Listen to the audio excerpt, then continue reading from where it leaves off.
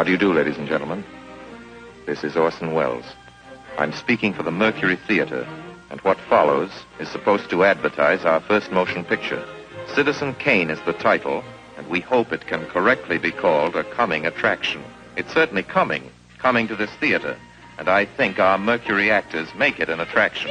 I'd like you to meet them. Speaking of attractions, well, the chorus girls are certainly an attraction, but frankly, ladies and gentlemen, we're just showing you the chorus girls for purposes of ballyhoo. It's pretty nice ballyhoo.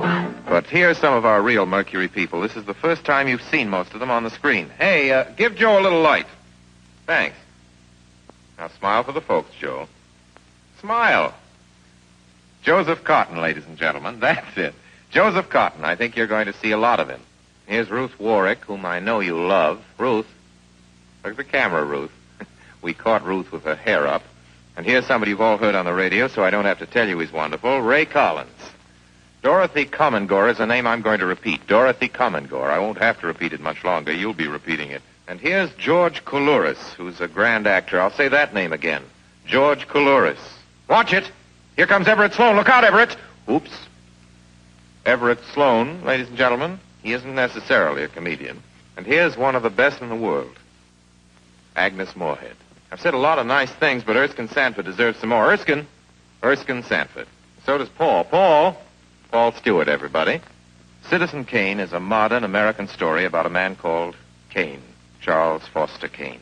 I don't know how to tell you about him. There's so many things to say. I'll turn you over instead to the characters in the picture.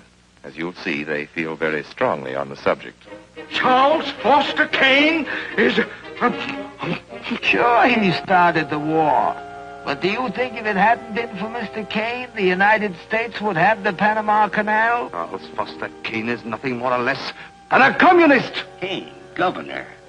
Listen, when the voters of this state and Mrs. Kane learn what I found out about Mr. Kane and a certain little blondie named Susan Alexander, he couldn't be elected dog catcher. I'm going to skin Mr. Charles Foster Kane alive. I'm going to marry him next week at the White House. Emily, I hear you've been stepping out with Charlie Kane. Of course I love him. I gave him $60 million. Well, of course I love him. He's the richest man in America.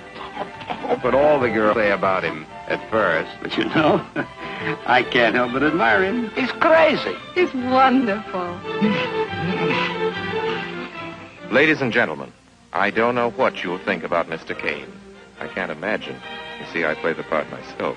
Well, Kane is a hero and a scoundrel, a no-account and a swell guy, a great lover, a great American citizen, and a dirty dog. It depends on who's talking about him. What's the real truth about Charles Foster Kane?